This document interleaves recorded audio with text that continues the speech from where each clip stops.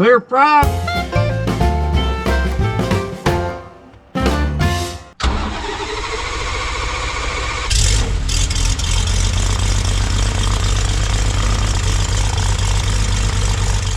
Okay, our mission for today, actually yesterday, was to take a couple trips around the field in what's called the pattern and practice landings. It's kind of getting toward the end of the list of skills that I absolutely must have, you know. As they say, takeoff is optional, landing is mandatory. Anyway, this video was taken yesterday, which was the 27th of March, and it is the premiere of my new GoPro 7 Silver camera.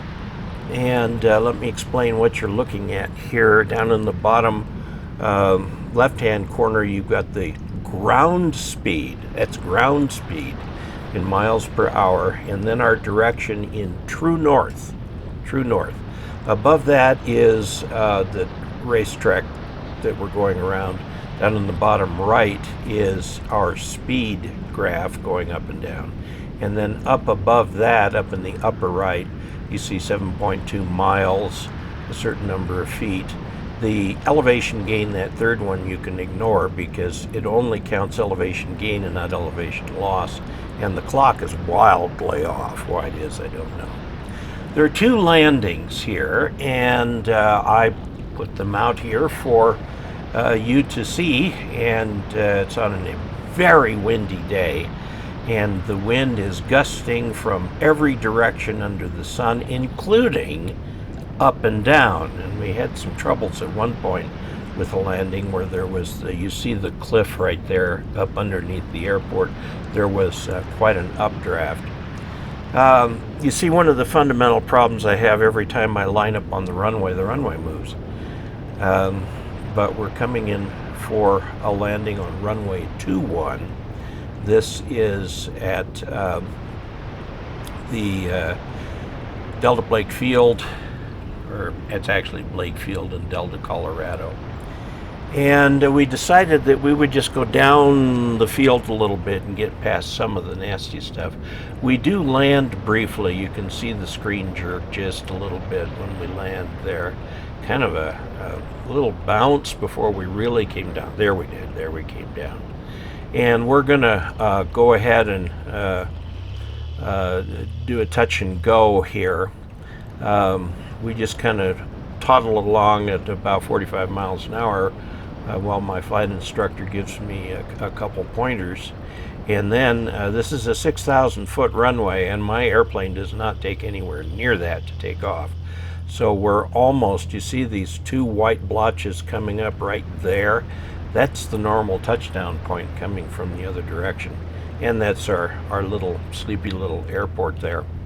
So we're going to take off. Because of the wind, we decide to go just a little bit north before we make the turn and go on around the corner.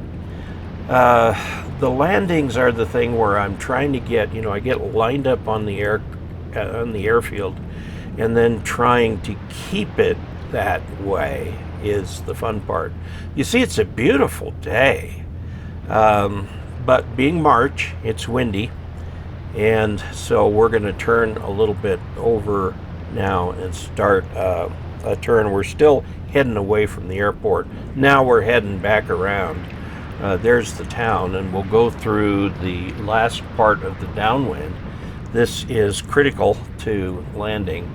First of all, to get it in the right direction. You see that I am creating sort of a rectangular pattern. That last little blurb was because we were kind of staying away from the wind. But now we're headed parallel to the airport.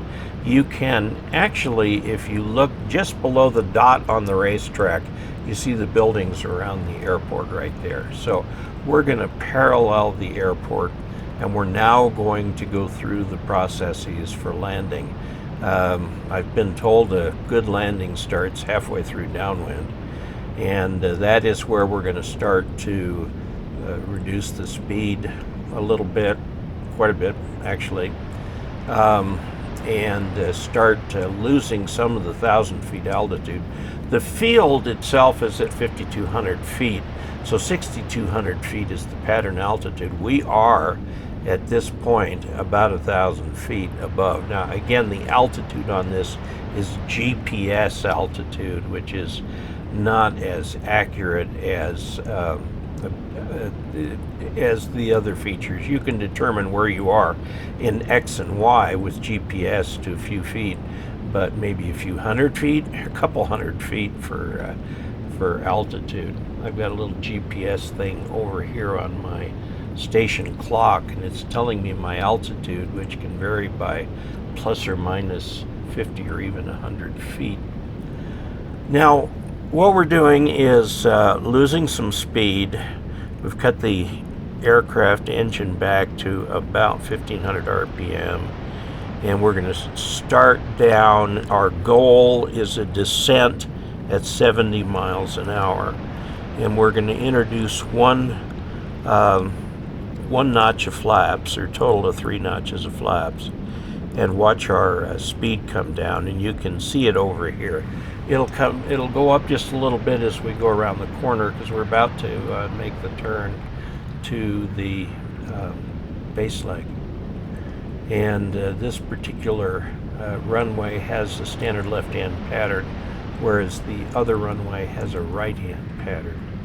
So we're now turning on base. We're down to, now this is again ground speed, okay? Now we're kind of crossways to the wind, so this is kind of near what our actual speed is, 70. One thing I have noticed, and you can actually, if you look carefully on the left-hand side in the middle, see the end of the runway. One thing I have noticed with this airplane is that at this particular point in the landing process, I tend to pull up too much and my speed goes down. And so I'm trying to keep one eye on the speed indicator while keeping the other eye on the airport. So now notice the speed going down. So my instructor is advising me to give it a little gas. And so we are going to land. Now we know that we'll be a little bit high. And again, see, I had it lined up on the airport. The airport blows out from under me. So I'm trying the techniques that my instructor has taught, which is to give it a little bit of left stick and right rudder to keep it headed straight. So now we're still a little high. We're above the glide path according to the lights, but we don't care. We're going to go long on this. So we notice those up and down drafts at the end of the runway. We're going to just go past them, and we're going to land. And the landing turned out to be really smooth. I kind of surprised myself here when I did that. But let's see, we're not quite down yet. I don't think. Nope. There we are. Now we're down. And of course, in the wind is still blowing the aircraft around. And I'm trying to keep it going at least parallel to the center line, if not absolutely perfectly on the center line. So there you have it. Just a little fly video for the weekend. And I am trying to master that one last essential art of flying, which is landing. And being March, we've got all kinds of wind, so great chance to learn how to land in unpredictable crosswinds. To make it worse, the METAR system up at Delta Blake has got some kind of a hawk or somebody nesting right on top of the anemometer, so we don't get any automated wind speeds or anything. But you could tell from the way, you remember on the side the airplane nose kept moving up and down? Actually, the camera is attached very firmly to a wing strut, and the airplane is not moving up and down. What's happening is that the stabilization system in the GoPro is trying to keep things level, as that nose is not moving relative to the camera at all. It was a very, very windy day. So, there you go. Until we next meet, 73.